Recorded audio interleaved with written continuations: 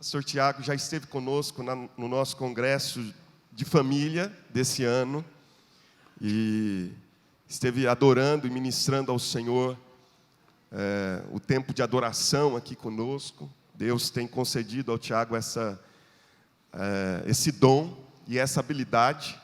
Ele é um exímio músico, mas também é um ungido ministro de louvor. Deus concedeu estes dons a ele, porque tudo vem do Senhor, nós sabemos disso. E hoje o Tiago é pastor em Palmas, Tocantins. Na verdade é Goiás, mas o pessoal resolveu dizer que aquela parte do norte era Tocantins, mas é tudo Goiás. Continua falando como goiano, né? O calor também é igual de Goiás. Então, uma terra muito boa, uma terra abençoada por Deus, a melhor do Brasil, o lugar mais santificado, né? Amém, glória a Deus. São Paulo também mas Deus tem dado uma graça especial lá para Goiás. E o Tiago é goiano também, né, Tiago? Goiano também.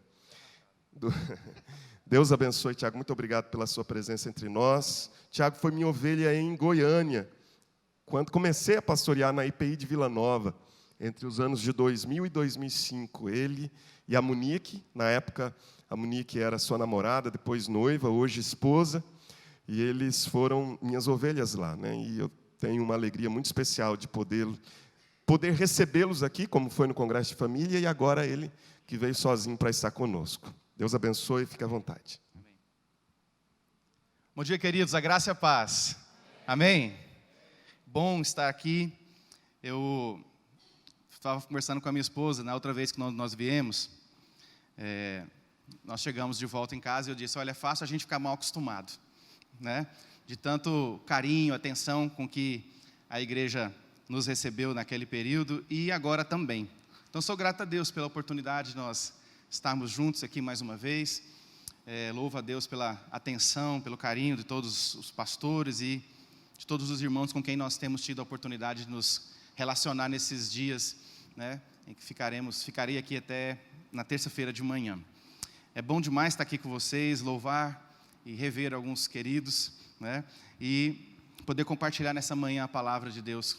É algo que Deus tem falado ao nosso coração nesses dias, e eu acredito que não há um ambiente melhor do que esse, para a gente, depois de declarar tudo que nós declaramos ao Senhor, agora poder abrir os nossos ouvidos, a nossa atenção, a nossa percepção, o nosso coração, e compreender aquilo que Ele quer falar para a gente, através da sua palavra, né? Que Ele cresça e que nós diminuamos, em nome de Jesus, amém? Que bom que você está aqui. Eu quero convidar você a abrir a sua Bíblia, no Evangelho de Mateus, capítulo 22.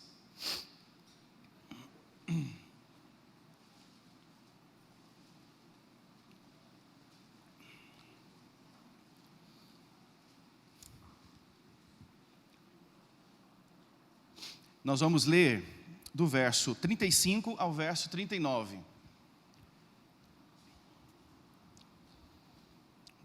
Antes de nós lermos, eu tenho que dar aqui um recadinho da minha esposa, mandou um abraço também para todos, as minhas filhas, Ana Beatriz, Ana Luísa, né? Recebam aí o carinho delas também. Amém? Todos encontraram? Se porventura você está nos visitando, não está com a palavra de Deus, mas tem alguém perto de você, por favor, fiquem atentos aí aos nossos irmãos, para você poder compartilhar com eles a palavra também. Mateus 22, 35. Um deles, especialista na lei, tentou apanhá-lo numa armadilha com a seguinte pergunta: Mestre, qual é o mandamento mais importante da lei de Moisés? Jesus respondeu: ame o Senhor, o seu Deus, de todo o seu coração, de toda a sua alma e de toda a sua mente. Este é o primeiro e o maior mandamento.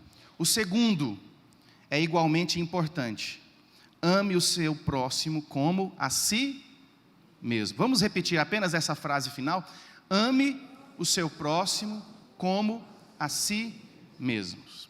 Amém? Feche os seus olhos. Eu queria convidar você a colocar a mão no seu coração. Se você tiver com a sua Bíblia impressa aí, coloque ela pertinho do seu coração. Eu queria fazer uma oração. Eu queria que você repetisse comigo essa oração nessa hora. Amém? Senhor Jesus, esta é a tua palavra. Eu creio no que ela diz que eu sou. Eu creio no que ela diz que o Senhor é. Eu creio naquilo que ela diz que eu posso fazer. E também naquilo que eu não posso fazer. Eu declaro que eu não serei mais o mesmo por causa da tua palavra. Em nome de Jesus. Amém. Aleluias. Queridos, eu quero falar nessa manhã sobre movimentos necessários no processo de amar a si mesmo. Movimentos necessários no processo de amar a si mesmo. Antes de qualquer coisa, não quero que você entenda que nosso objetivo aqui nessa manhã é colocar o homem em um lugar diferente daquele onde o Senhor o colocou. Não é esse o nosso objetivo. Não é valorizar além daquilo que a Bíblia valoriza. Até porque nós acabamos de orar sobre isso agora. Mas eu quero compreender com os irmãos nessa manhã aquilo que o Senhor diz sobre nós, como uma base para aquilo que nós fazemos e faremos como igreja do Senhor, onde nós estamos localizados, onde nós estamos atuando. E eu creio que essa dimensão do amor, ela foi, talvez ao longo do tempo, sendo preterida dos nossos pensamentos, até talvez por causa de um zelo em não errarmos numa postura egocêntrica, talvez, ou egoísta, como nós vemos por aí. É comum no mundo nós observarmos essa postura, né, dessa supervalorização do ser humano, acima de todas as coisas. O ser humano tem virado o Deus, né, da sociedade, e nós podemos sim errar nesse sentido, mas talvez desprezar essa vertente do amor, sublimando essa preocupação de Deus conosco, talvez também tenha sido um erro na caminhada da igreja. E eu penso que a ideia não é se conformar, obviamente, àquilo que o mundo faz, mas é nos conformar sobre aquilo que Deus diz sobre nós, aquilo que a palavra de Deus diz sobre nós. E o receio de ser egocêntrico, de ser egoísta, que é uma preocupação autêntica, ao meu ver, não pode ser algo que vai nos atrapalhar de compreender aquilo que nós precisamos ser, porque Deus nos fez para ser. Então não é adorar aquilo que eu sou, mas é adorar aquilo que Deus faz através de mim. É amar a Deus, o Deus que opera em mim. É adorar a Deus que manifesta um poder através dos seus filhos, através da sua igreja, através do seu povo, que é constituído como uma igreja. Então, por favor, não entenda que eu quero aqui valorizar simplesmente a figura humana no processo. Mas eu quero dizer que a maneira como você se ama, a maneira como você se entende em Deus, é a maneira como você vai se relacionar com o seu próximo. É o que a Bíblia está dizendo. Ame o seu próximo como você ama a si mesmo. Há um mistério aqui nessa expressão de Jesus, porque o amor é uma ação tridimensional. Eu entendo o amor de Deus, entendo aquilo que Deus é, entendo o poder desse amor de Deus, e esse amor que me alcança, me transforma, me cura, me dá perspectiva de vida, me faz olhar para o futuro com esperança. Esse amor, quando me alcança, também precisa fazer eu me entender em Deus, quem eu sou por causa de Deus. E a partir do momento em que, numa primeira dimensão, eu entendo o Deus como Deus de amor, numa segunda dimensão, eu me entendo como alguém que foi alvo desse amor, transformado por esse amor, salvo por esse amor, numa terceira dimensão, eu sou impulsionado por Deus a amar o meu próximo. Nós precisamos entender que, se há falhas nesse processo de amar o próximo, talvez essa falha seja exatamente consequência da falha que existe em nós nos entendermos em Deus. Eu posso entender que Deus é amor, mas se eu não experimento o amor de Deus na minha vida de uma maneira plena e profunda, provavelmente haverá uma ruptura nessa relação.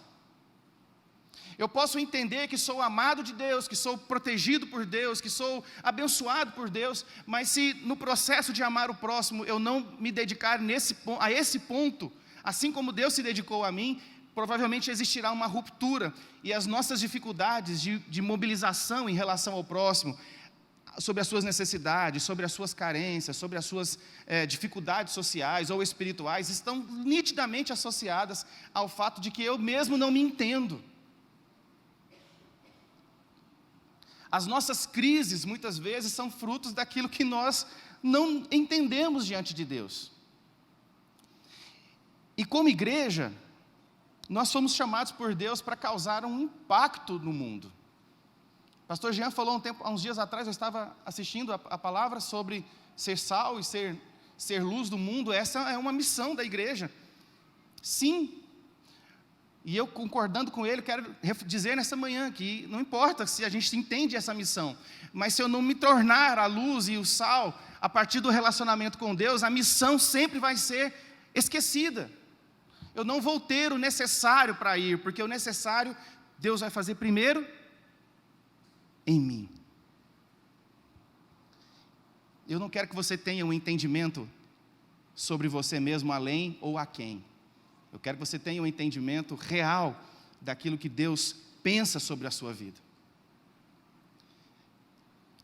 A nossa dificuldade de nos conectar com as dificuldades dos outros, a nossa dificuldade de amar o próximo, a nossa dificuldade de desenvolver atividades evangelísticas, a nossa dificuldade de amar missões, a nossa dificuldade de compreender o outro como alvo do mesmo amor que me alcançou, é fruto da dificuldade que temos de olhar para o espelho e compreender quem nós somos em Deus. É fruto, é consequência, talvez, de uma vida toda equivocada no sentido de não ter ainda se entendido em Deus. Se você pudesse responder essa pergunta nessa manhã, qual é o nível do amor que você tem por si? Qual seria a tua resposta com sinceridade ao Senhor nessa manhã? Você fala, pastor, eu não sei como responder isso, então eu vou te ajudar. Analise como você se relaciona com as pessoas no seu contexto social. Qual é o nível como igreja que você tem de entrega diante daquelas pessoas com quem você se relaciona? Está muito grande essa célula, vamos diminuir. Qual é o nível da sua entrega para a sua família? O amor que você tem por si é a base, é a medida com a qual você vai medir o relacionamento que você tem com o outro. Ame o próximo como você ama a si mesmo. Nós precisamos realizar uns movimentos de volta a alguns conceitos da palavra de Deus. E o primeiro movimento de volta está bem claro para nós no Salmo 139. Você pode abrir comigo? Versículo 14.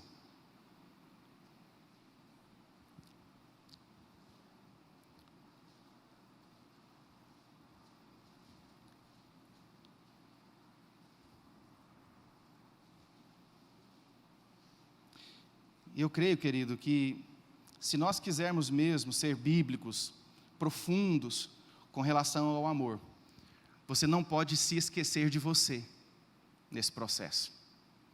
Eu creio nisso. Deus tem falado muito ao meu coração sobre isso nesses dias. Veja o que diz o Salmo 139, versículo 14. Eu te louvarei, porque de um modo assombroso e tão maravilhoso eu fui feito. Maravilhosas são as tuas obras, a minha alma o sabe muito bem. Os meus ossos não te foram encobertos, quando no oculto eu fui feito e entretecido nas profundezas da terra. Os teus olhos viram o meu corpo ainda informe. E no teu livro, todas essas coisas foram escritas, as quais em continuação foram formadas, quando nem ainda uma delas havia. E quão preciosos me são, ó Deus, os teus pensamentos, quão grandes são a soma deles. Amém? É isso que diz aí, Salmo 119, versículo 14. O primeiro movimento de volta que nós precisamos fazer é voltarmos à essência. Voltarmos à essência. Queridos, o amor que nós pregamos, que nós devemos pregar como igreja, ele é o amor que está com a gente desde o início. O amor que nós pregamos como igreja, o amor que nós ofertamos como servos, como filhos de Deus na comunidade, no contexto onde nós vivemos, é o amor que está conosco desde o início. Eu não sei se você consegue compreender essa profundidade desse amor. É um amor que estava com você ainda quando você era uma substância informe. É o que o salmista está dizendo: os meus ossos não estavam ainda descobertos. Eu ainda estava ali no ventre da minha mãe, sendo preparado ainda, construído, sendo formado, e o Senhor já conhecia tudo. O amor que nos alcançou já estava conosco. E esse amor, ele tem que, sim, ser entendido, vir sobre a nossa vida. Mas eu preciso compreender que quando o texto bíblico diz em Gênesis que nós fomos feitos à imagem e semelhança de Deus, não quer dizer literalmente que você tem a cara de Deus, que você tem o corpo de Deus, que Deus é igualzinho a você, não. Quer dizer que você foi tirado dele. Essencialmente você foi formado dele, né? Ah, pastor, eu não estou compreendendo. A Bíblia diz que nós, quando morremos, o que acontece? O corpo vai para onde? Para o pó. E o espírito? Volta para quem? Para Deus. Então, estava com Deus. Se voltou é porque estava com Ele. Então, quando somos gerados, somos formados, Deus tira dele, da sua essência, do seu DNA, e injeta em nós. Essencialmente, você é isso. Essencialmente, você é isso. Você é parte daquilo que Deus tirou dele mesmo. Quando Deus forma o homem do barro, sopra, sai dele o fôlego da vida, o fôlego que faz o homem respirar e viver. E não só isso, Deus dá ao homem participação na sua glória, participação na sua autoridade, e Ele diz: olha, agora que você está respirando, você vai dominar as coisas. Você vai dar nome para os animais, para as plantas, você vai cuidar da criação, você vai dominar sobre a criação. Nós somos isso. No entanto, muitas vezes nós nos reduzimos a quase nada. E nessa redução a quase nada, nós perdemos a nossa capacidade de ser algo que vai, de fato, gerar algo construtivo, salvífico na vida do outro. Porque eu mesmo não me entendo. O que a Bíblia diz sobre você e sobre mim? Alguns textos aqui, não precisa abrir, eu vou citar rapidamente. O texto de Salmo 139, nós já lemos. Gênesis 1, 27, diz que nós somos criados à imagem de Deus. 2 Coríntios 5, 17, somos criatura, nova criatura.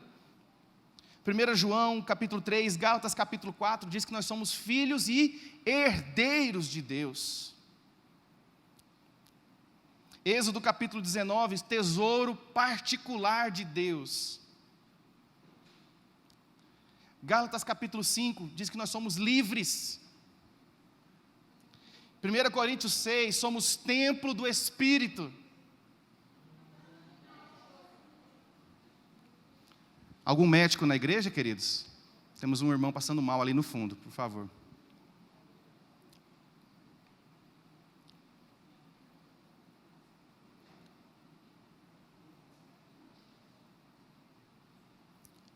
Amém. Fique tranquilo, o irmão já está ali sendo cuidado.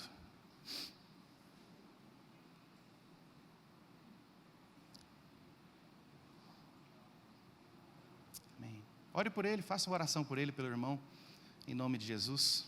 Clame ao Senhor pela restauração da saúde. Pai, vem com tua graça sobre ele. Em nome de Jesus. Vem com poder e graça sobre o teu filho, Pai, em nome de Jesus. Vem com poder e graça sobre o teu filho nessa manhã, Deus. Salva, Deus, transforma. Libera, Deus, libera o seu sopro de vida sobre ele.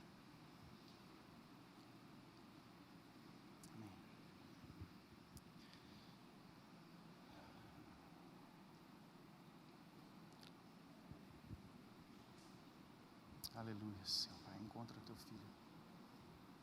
Renova, Deus, a saúde. Renova, Deus. Em nome de Jesus, Pai.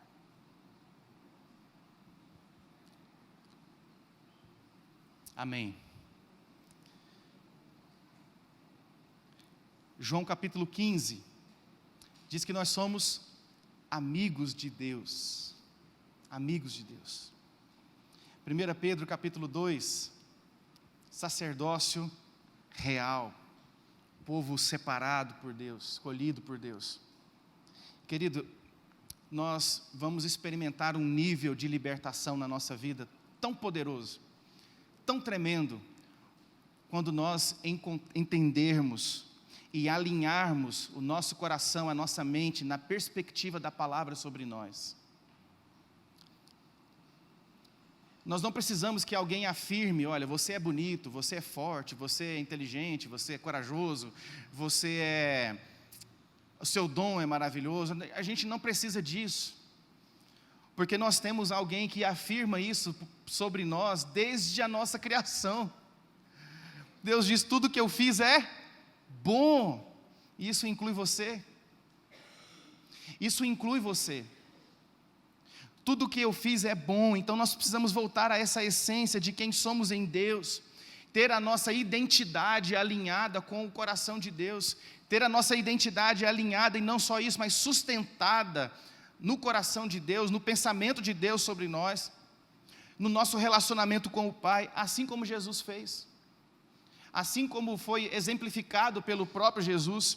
Filipenses capítulo 2, versículo 5, o apóstolo Paulo escrevendo sobre Jesus, ele disse, seja a atitude de vocês a mesma de Cristo, que embora sendo Deus, não considerou ser igual a Deus, mas não considerou isso como algo que deveria se apegar, mas esvaziou-se a si mesmo, se tornando servo, semelhante aos homens, sendo encontrado na forma humana, humilhou-se a si mesmo e foi obediente até a morte, morte de cruz.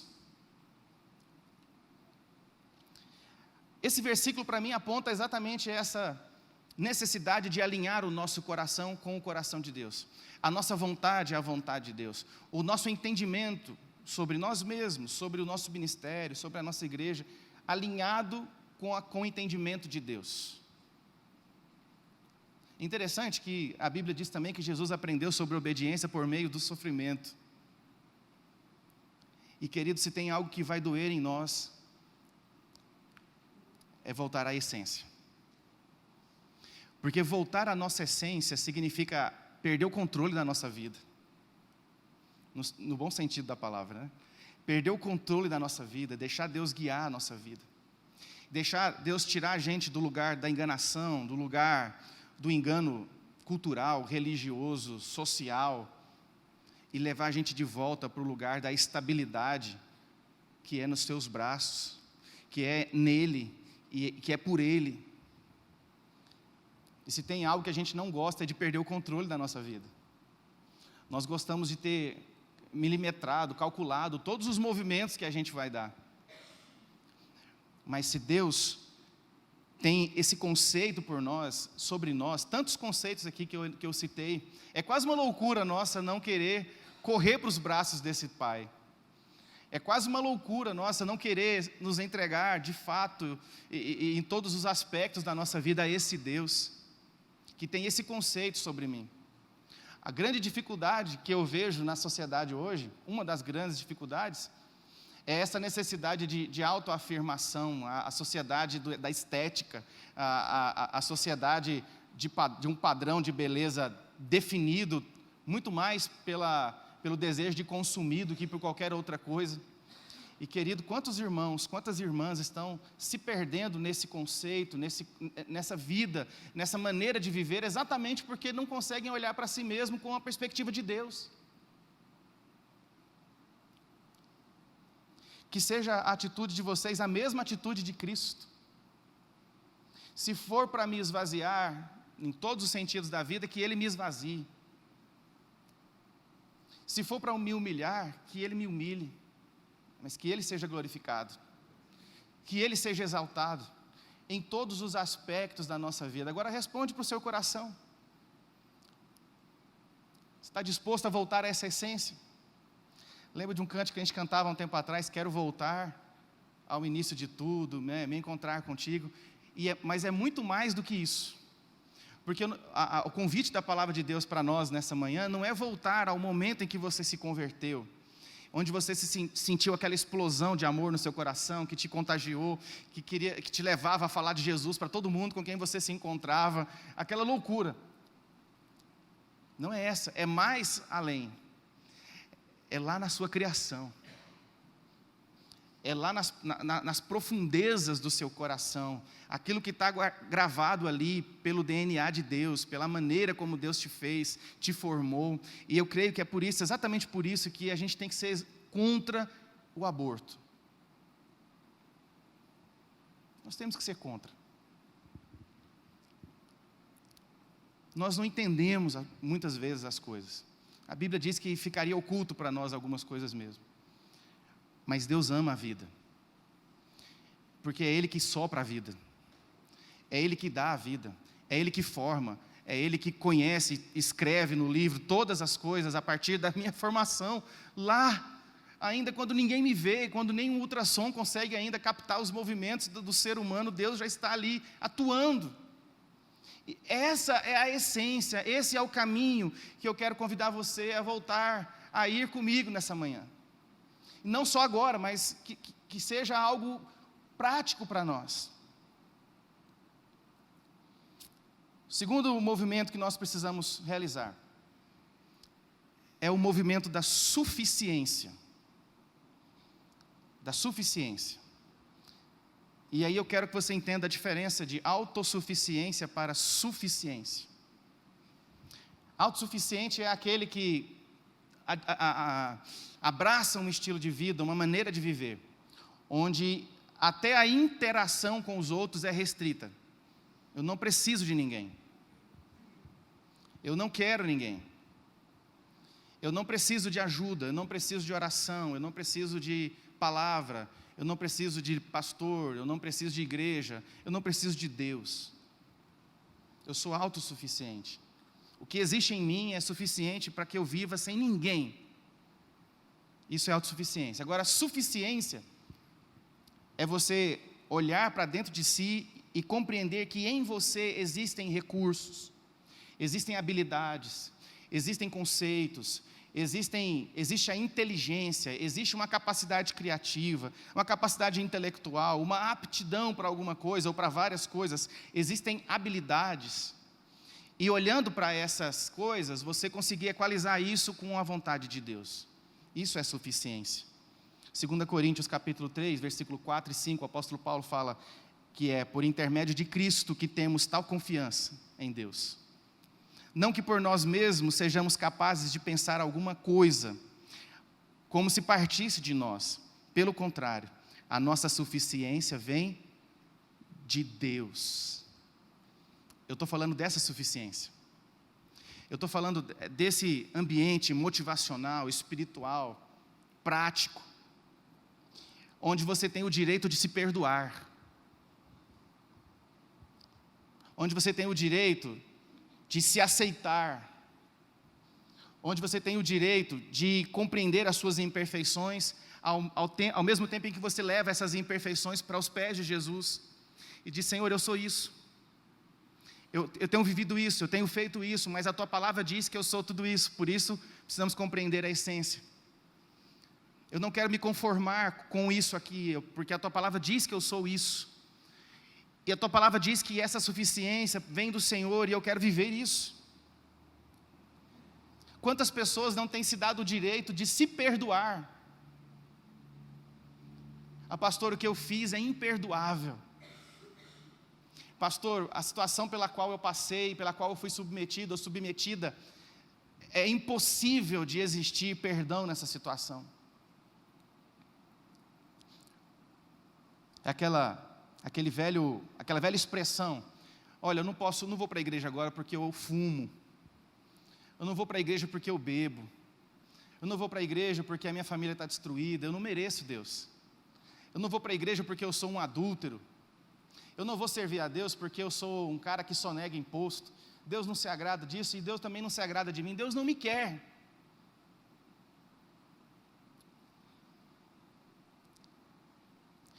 Queridos, nós somos suficientes para Deus. Deus não tem problema em lidar com as nossas crises, com as falhas do nosso caráter ou da nossa personalidade. Deus não tem problema em lidar com isso. Nós é que temos. Nós é que nos fechamos dentro de nós mesmos e não permitimos que Ele venha. Esse Deus que nos ama, que nos gerou, que nos criou, que nos formou, que sopra a vida, nós nos fechamos e a gente não permite que Ele venha sobre nós. E faça com que essas imperfeições sejam modificadas pela graça de Deus. A Bíblia diz que onde abundou o pecado, superabundou a graça. É o mesmo lugar.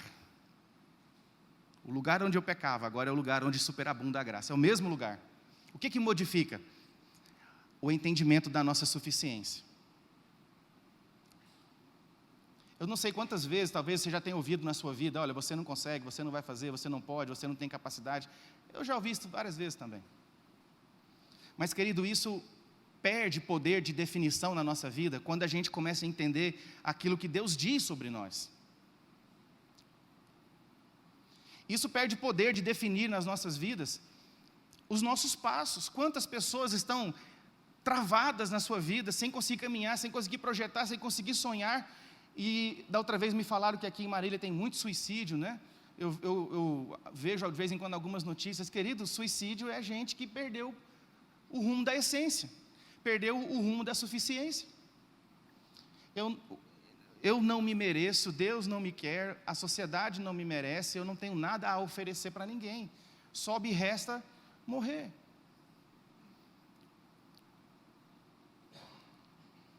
Eu quero dizer para você que você tem o direito de se perdoar,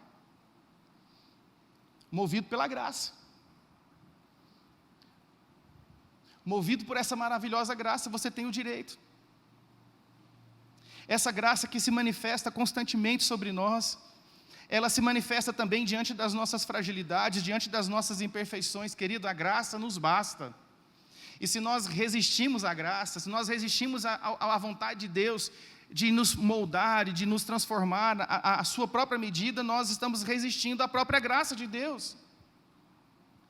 Se nós resistimos em voltar a esse lugar da suficiência em Deus, nós estamos colocando uma placa de pare para o próprio movimento da graça de Deus sobre nós.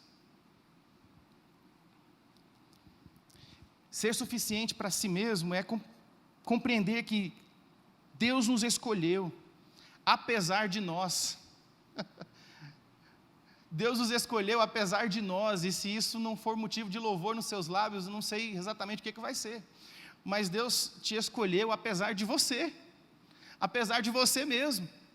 Deus te ama apesar de você, apesar da nossa indiferença, Deus nos ama, apesar da nossa rejeição, Deus nos ama. Ser suficiente é compreender Deus assim. Apesar de nós mesmos fomos escolhidos por Ele. Então a gente precisa parar de nos menosprezar tanto assim. Parar de nos criticar tanto assim. Parar de exigir de nós tanta perfeição. Querido, eu quero te dizer que o perfeccionismo é uma doença. Perfeccionismo é uma doença que coloca você preso dentro de você mesmo, preso às imperfeições, que nunca vão ser perfeitas totalmente, mas por isso você vai estar preso a elas. Perfeccionismo é uma doença que não te prende num lugar visível, te prende num lugar que ninguém te vê, que prende na sua intimidade, dentro do seu coração. Essa necessidade de cobrança, eu quero mais, eu não estou satisfeito com isso, eu não posso ser assim, e eu sou muito fraco, eu sou muito frágil, eu sou pequeno. Entenda as proporções aqui que eu estou usando. A ação de Deus sobre nós é particular. Porque Ele te fez, porque Ele sabe quem você é, Ele sabe de onde você veio, Ele sabe tudo sobre você. A conversa de Jesus com Pedro é interessante porque Ele diz, eu sei quem você é, né? Tu és Pedro. É como se Ele estivesse dizendo, olha, eu sei tudo sobre a sua vida. Não precisa tentar disfarçar nada, não. Eu sei tudo sobre você. Eu sei de onde você veio, eu sei de onde você aprendeu a lei, eu sei tudo sobre a sua vida.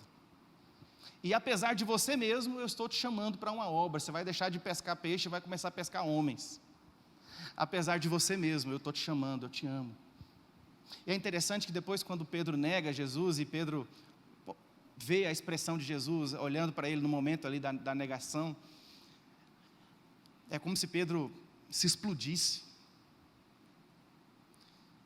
E olha, querido, o poder que existe nessa deficiência sobre a nossa essência e sobre a nossa suficiência.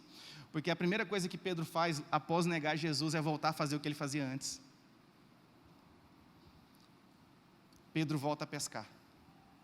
Perdeu o propósito. Perdeu o rumo, perdeu a direção ministerial, perdeu a direção da vida. Pô, aquele Deus o Jesus que falou que eu ia pescar homens morreu, eu neguei, eu não mereço Jesus. Eu não mereço essa graça, eu não mereço esse convite, eu não mereço essa confiança. Só me resta voltar a fazer o que eu fazia antes. E ele volta a ser pescador. E quem vai buscá-lo? Pode falar o nome dele? Jesus. A ida, querido, isso é maravilhoso. A ida de Jesus à praia, para fazer um churrasco enquanto eles estavam pescando, bom demais, né?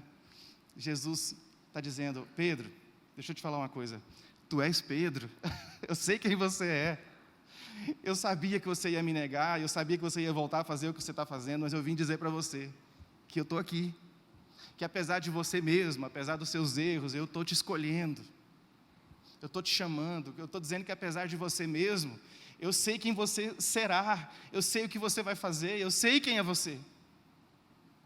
E a pergunta de Jesus: Pedro, tu me amas? Quantas vezes Jesus perguntou para ele? Quantas vezes Pedro negou Jesus? Jesus foi sutil, mas a martelada foi forte no coração. Cada resposta: Senhor, eu te amo, apontava para: Senhor, eu não conheço esse Jesus aí não. Pedro, tu me amas? Mais uma marretada. Pedro, tu me amas? Aí o Pedro: Senhor, tu sabes todas as coisas, eu sabe que eu te amo. Querido, esse é o Deus da suficiência, da nossa suficiência. Nós não somos capazes de fazer nada se não for pela suficiência de Deus.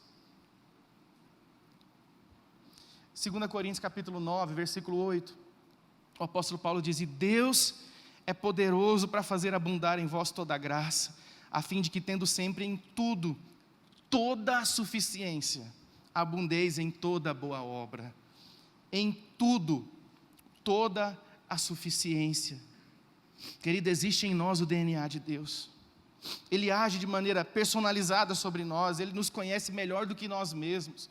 Não adianta você tentar esconder o seu coração, os seus pensamentos, a sua vida. Ele conhece o nosso caráter, Ele sabe as personalidades que nós vestimos nas situações em que elas são convenientes, onde eu posso me parecer feliz, apesar de estar tremendamente arrebentado, onde eu posso permanecer e dar uma aparência de que eu sou servo, quando na verdade o meu coração está queimando em rebeldia, onde eu possa fazer de conta que tenho uma família feliz, quando na verdade a minha família está destruída. Deus conhece essas coisas, Deus está ali. E é loucura da nossa parte achar que Deus, que nos fez, que nos tirou dele mesmo, a essência do nosso amor, que está lá em Deus, não vai nos ver na nossa suficiência.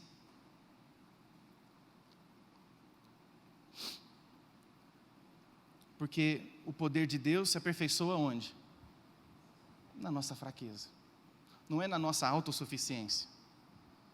O poder de Deus se aperfeiçoa exatamente naquelas áreas da nossa vida em que nós não conseguimos fazer. Simplesmente não conseguimos.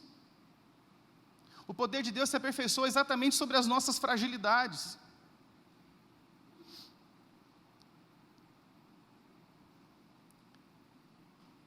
Entenda, querido. Não quero convidar você nessa manhã a ser autossuficiente.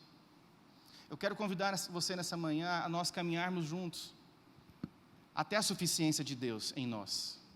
Amém? Quantos estão entendendo essa palavra nessa manhã?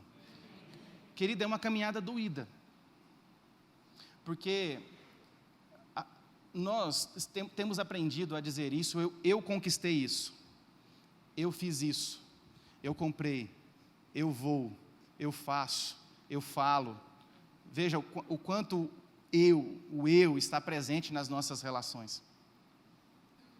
É difícil falar, Senhor, tira esse eu, apaga esse eu, mas que o Senhor venha com todo o poder e graça, com toda a suficiência que vem do Senhor sobre a minha vida, e me faça ir onde o Senhor deseja que eu vá, me faça falar aquilo que o Senhor deseja que eu fale, me faça pensar aquilo que está no seu pensamento. Isso é ser suficiente. Então, nesse aspecto, eu quero dizer a você que existem detalhes na sua vida, coisas no seu coração, capacidades que estão na sua vida e talvez estejam adormecidas, talvez estejam aí até esquecidas, apagadas, exatamente porque você olha para você mesmo e nessa dificuldade de compreender a sua essência, você não consegue compreender a sua suficiência e dizer, Senhor, eu não tenho dons, Senhor, eu não sei o que fazer, eu não sei em que eu posso te servir. Mas eu quero convidar você a fazer uma análise mais profunda do seu coração, encontrar os detalhes da suficiência de Deus que ao longo do tempo Ele tem plantado no seu coração, na sua mente, na sua maneira de pensar, nos seus sonhos, nos seus projetos, na sua casa, no seu corpo. Você tem coisas de Deus na sua vida para fazer. Você tem coisas de Deus para realizar na sua vida. E para realizar através da sua vida. Merecemos isso? Não. Mas Ele nos escolheu apesar de nós mesmos. Ele nos escolheu apesar de nós mesmos. Nós não merecemos. Não é pelo que fiz, não é pelo que sou, é pela graça. É pela graça de Deus. Seja alinhado com o coração de Deus. E o último caminho de volta que nós precisamos fazer é voltar ao amor resiliente de Deus. Voltar a um nível de amor resiliente.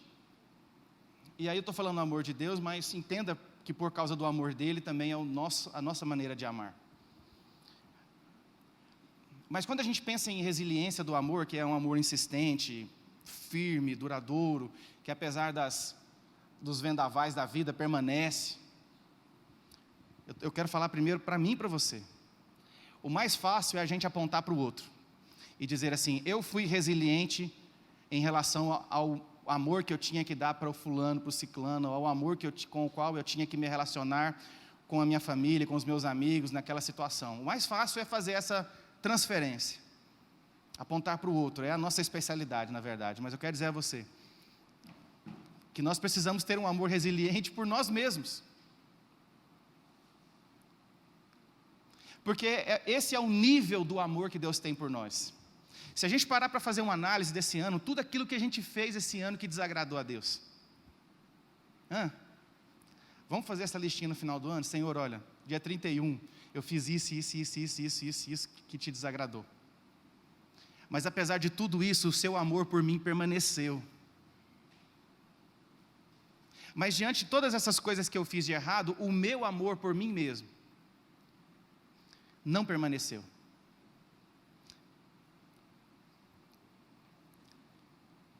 Esse amor resiliente, persistente, que tem estado conosco desde a eternidade.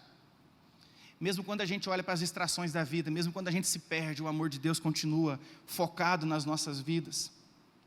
Quando a gente se apega tanto ao passado, às dores, aos traumas do passado, que a gente não consegue viver o presente, nem projetar o futuro. Quando a gente não consegue entregar o controle da nossa vida a Ele. Quando a gente decide fazer as nossas aventuras e, como o filho pródigo, sair da casa do pai e experimentar coisas diferentes, umas aventuras por aí, ainda assim o pai olha da varanda da casa, ainda olha para nós com um amor resiliente. Você percebe que quando o filho volta, o pai não fala nada, quanto você gastou, onde você foi, a única coisa que o pai fala, que bom que você está aqui, um abraço aqui, toma uma roupa nova, uma sandália nova, um anel novo, você voltou para casa, o meu filho voltou para casa. O amor de Deus é esse amor, querido.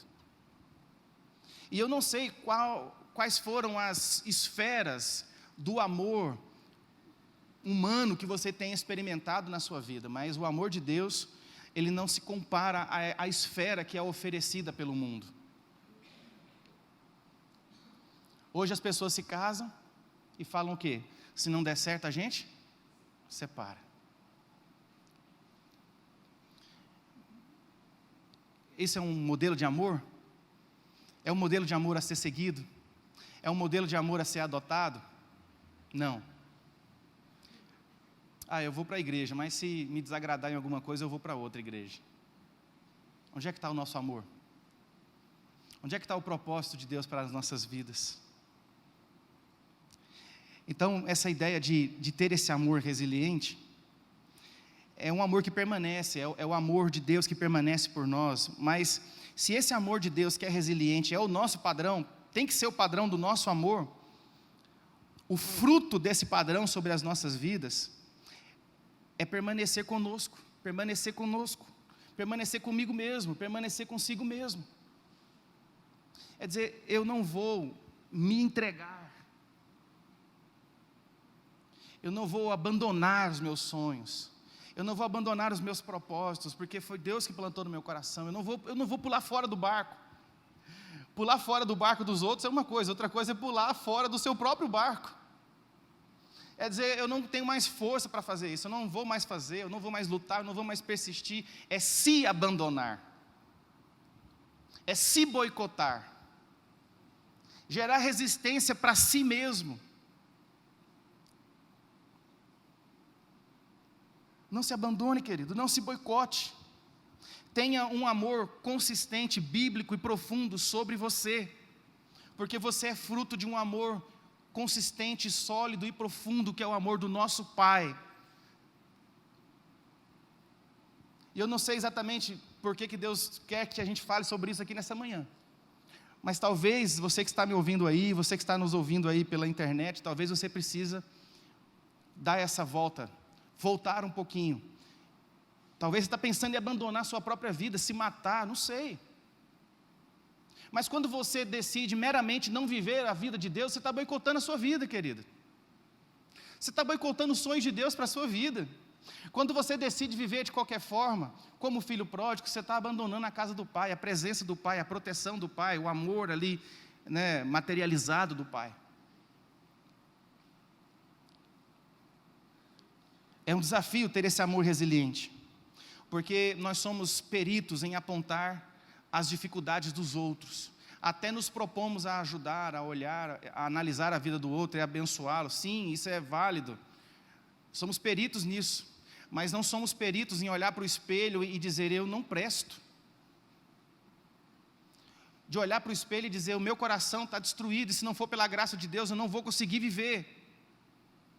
De olhar para o espelho e dizer, o meu amor, o amor por mim, o amor que eu tenho por mim mesmo, ele está fragilizado, eu estou a ponto de abandonar o barco da minha vida, eu estou a ponto de desistir. De olhar para você mesmo e dizer, eu não consigo encontrar os traços de Deus na minha vida, as habilidades de Deus na minha vida, eu não consigo sentir esse amor, eu não consigo voltar a essa essência. Quantas pessoas estão vivendo dessa forma, querido?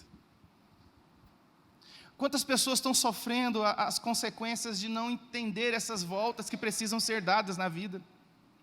E quando a gente olha a palavra de Deus, a gente vê as expressões dessa resiliência de Deus. Duas me marcam bastante, a expressão de Deus a Josué, lá em Josué capítulo 1, versículo 9, quando Deus fala para Josué, Josué, seja forte, seja corajoso, não desanime, não tenha medo.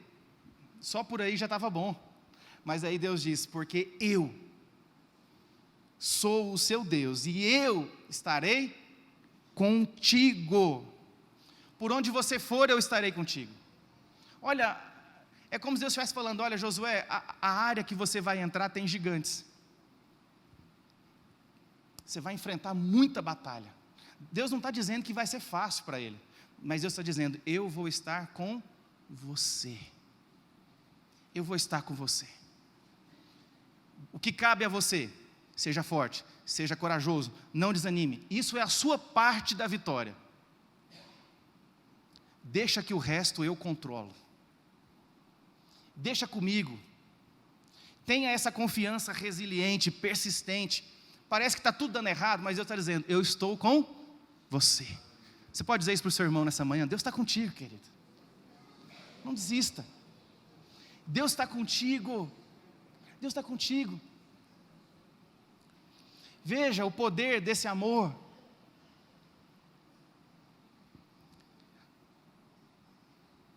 Veja o poder desse amor, querido. A expressão de Deus para Jeremias. Jeremias, capítulo 1, versículo 8, Jeremias. Não temas diante deles, porque eu estou contigo para te livrar.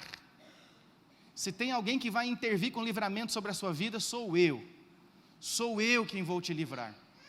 Sou eu quem vou cuidar da sua vida. E olha que o drama de Jeremias, é diferenciado. O drama de Jeremias não era contra inimigos de outros povos. O drama de Jeremias era contra o seu próprio povo. E Deus diz: eu vou te livrar. Permanece firme.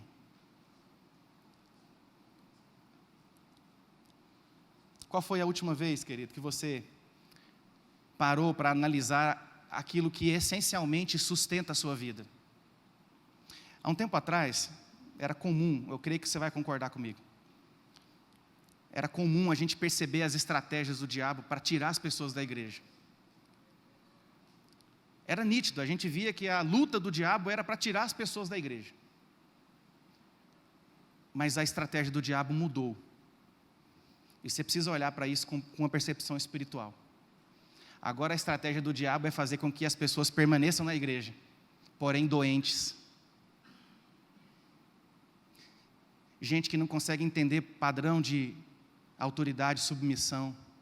Gente que não se ama, apesar de dizer que serve a um Deus que é amor. Gente que não consegue amar o outro porque não se ama, porque não entende o amor de Deus.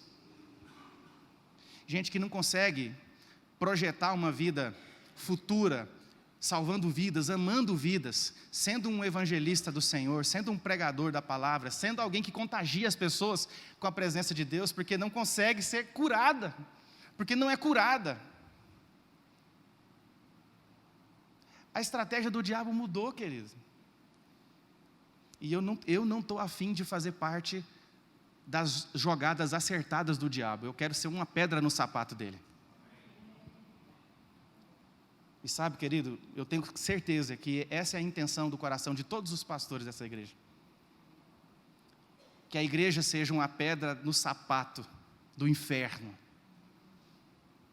A partir do momento em que você decidir ser curado, a partir do momento em que você permitir que o Espírito Santo de Deus venha sobre a sua vida e alinhe a sua vida.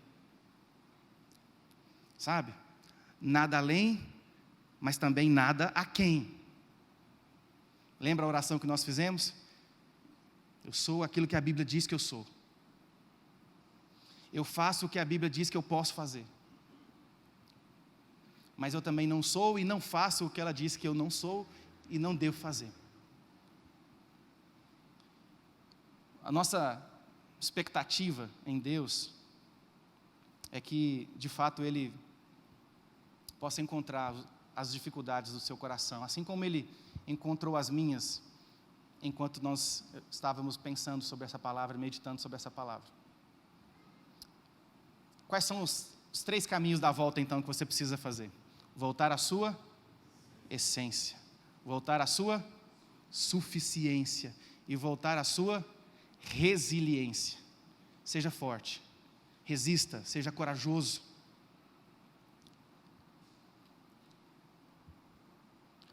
O amor que nós pregamos é o amor que estava com a gente desde o início.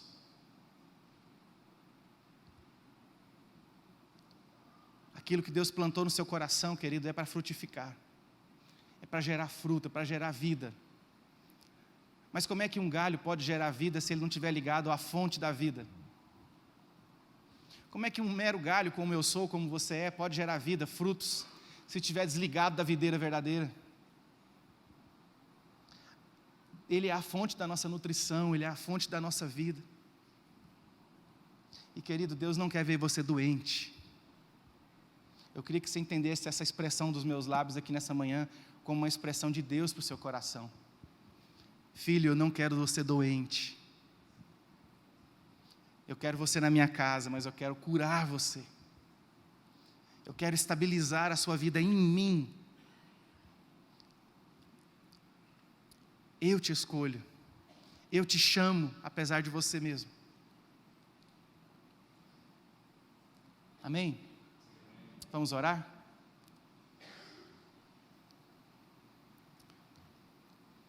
Vamos nos colocar de pé. Eu pedi permissão ao pastor Jean para nós, nesse final, termos um tempo de oração.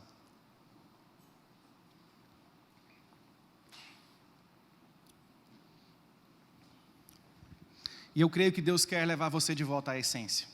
Eu creio nisso. Eu creio que Deus está te chamando nessa manhã, nos chamando essa manhã, para voltarmos à essência. As crises da nossa personalidade, as crises da nossa vida, elas estão aliançadas a essas coisas. Se você parar para observar e se observar, você vai perceber que em algum desses 3 pontos, talvez você esteja equivocado. Talvez você esteja construindo sobre uma base instável. Eu quero desafiar você nessa manhã a nós irmos na direção desse alinhamento da palavra de Deus. Irmos juntos como igreja do Senhor, como irmãos, como filhos de Deus, na direção desse alinhamento com a palavra. Querido, não aceite, rejeite esta expressão do diabo, que vem muitas vezes dizendo: olha, você não presta, você não vale nada, não há nada de bom na sua vida. Rejeita isso. Rejeita também o espírito de supervalorização, de autossuficiência. Se eu não estiver lá, a igreja acaba. Se eu não estiver aqui para fazer, o ministério não funciona. Rejeita isso. Diga: Senhor, eu quero ser aquilo que a Tua palavra diz que eu sou, e pronto. E assim eu vou ser feliz, assim eu vou frutificar. Querido, se a gente não produzir um bom fruto, como é que a gente vai levar outras pessoas a produzir bons frutos? Se de nós, a partir daquilo que Jesus faz em nós, não for gerado esse bom fruto, esse fruto saboroso, que chama atenção, qual é a autoridade, qual é a capacidade que nós teremos para falar para outras pessoas, para que elas possam também gerar os seus frutos?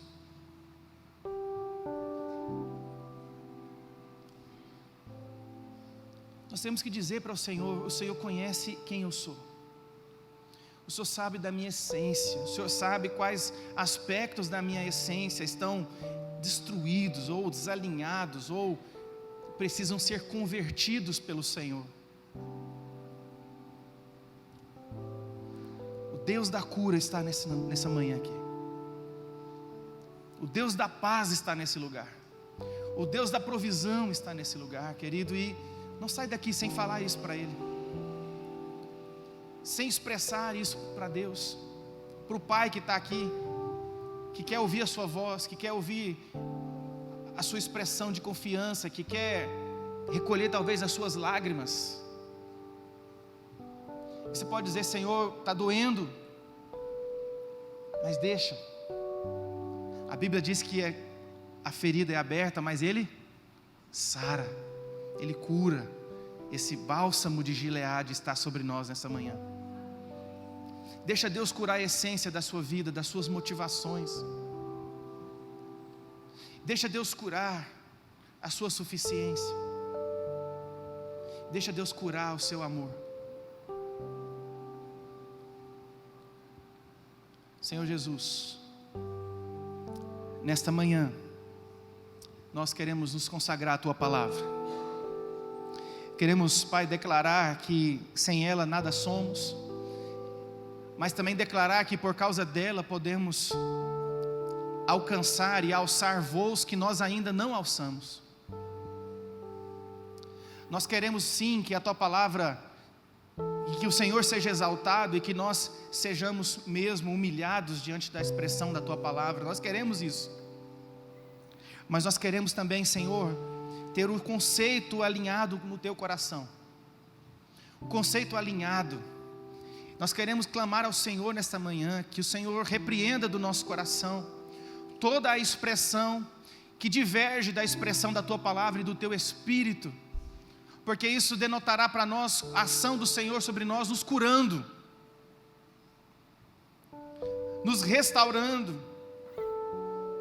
nos dando, Senhor, uma nova visão sobre nós mesmos e também da nossa capacidade de alcançar aqueles que estão por aí se perdendo. Mas Deus não nos deixa nos perdermos dentro da nossa própria igreja.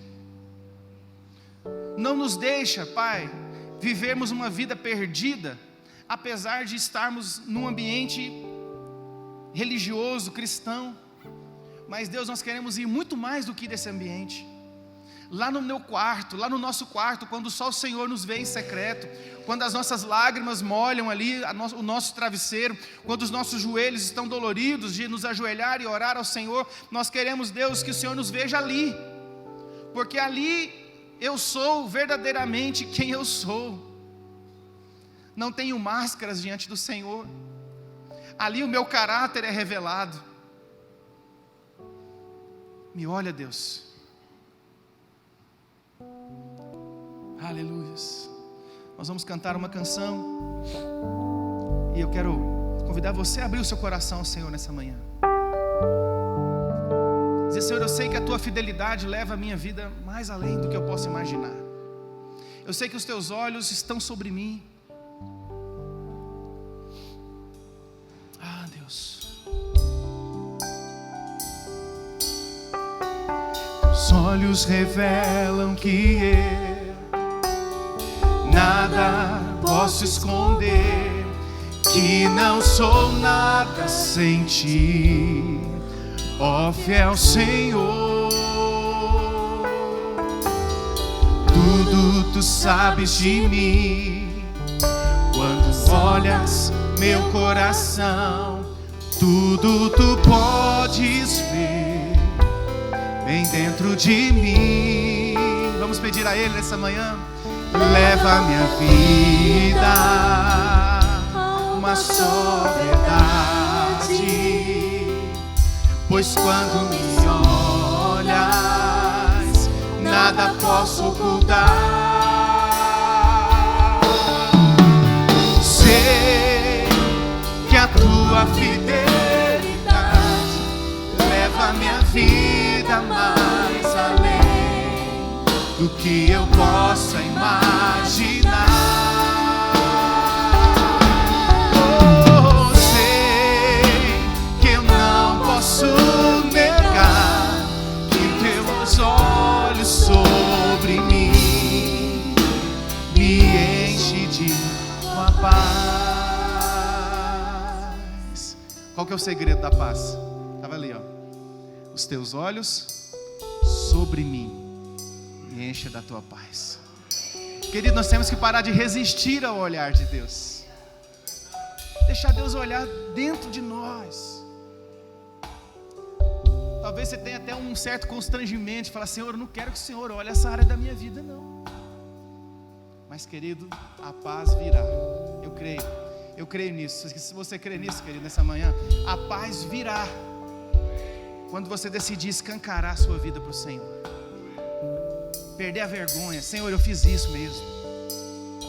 Olha como eu fui cretino. Olha como eu fui terrível, Senhor. Olha, Senhor, quantas atitudes eu tomei que constrangeram o teu nome.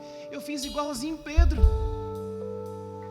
Eu posso não ter negado com os meus lábios, mas eu neguei com a minha atitude, eu neguei com a minha vida. Quantas oportunidades eu tive de amar segundo os critérios do Senhor. Quantas oportunidades eu tive de servir segundo o meu chamado, e todas essas vezes eu falei: não, eu não vou servir. Eu não vou deixar o Senhor cuidar da minha vida. Eu não vou deixar o Senhor controlar a minha vida desse jeito. E a gente quer até fazer um acordo com o Espírito Santo. Ó, Espírito Santo, até aqui o Senhor cuida, mas daqui para cá, deixa que eu vou sozinho. E sabe o que Ele faz? Vai. Ele deixa. Ele está perto de você, mas você não vai conseguir mais entender a direção. Você não vai conseguir mais ouvir a voz do Espírito dizendo, não, não faça isso, ou faça, vá. A gente vai perder essa capacidade, apesar de que Ele vai estar do nosso lado, chorando, com gemidos inexprimíveis. Mas ainda assim, você vai ter que aprender sem mim. E por que a gente vai insistir em aprender sem Ele, se a gente pode aprender com Ele? Por que a gente vai insistir em fazer as coisas sem Deus, se a gente pode fazer com Ele? Deus não tem problema com os seus problemas, querido. Deus não tem problema com a sua vontade de se descabelar, de se desesperar. Deus sabe quem você é. E eu falei da outra vez e vou falar agora de novo. Se a gente não fizer isso diante de Deus, se a gente não se descabelar, desesperar, chorar diante dEle, nós vamos acabar fazendo isso diante das pessoas. E diante das pessoas nós não seremos compreendidos como Deus nos compreende. Você pode dizer isso a Ele: eu sei que a Tua fidelidade leva a minha vida mais além. Vamos erguer as nossas mãos, sinal de entrega ao Senhor nessa manhã. Sei que a Tua fidelidade leva a minha vida mais além do que eu possa imaginar. Sei que eu não posso negar que os Teus olhos sobre mim me enchem da Tua paz.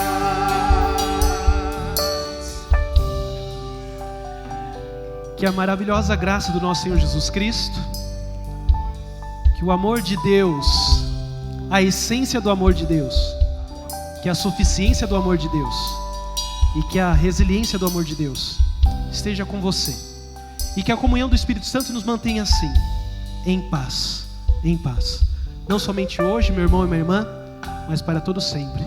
Amém. Deus abençoe vocês.